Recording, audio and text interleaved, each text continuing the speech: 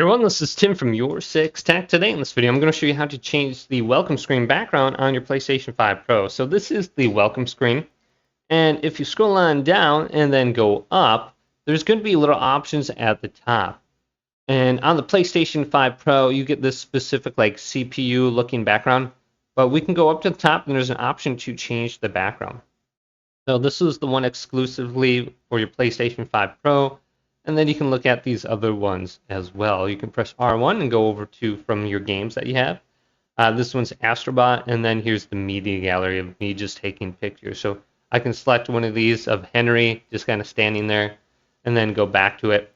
And there it is as my background. So each game has their own background, and the welcome screen you are able to change.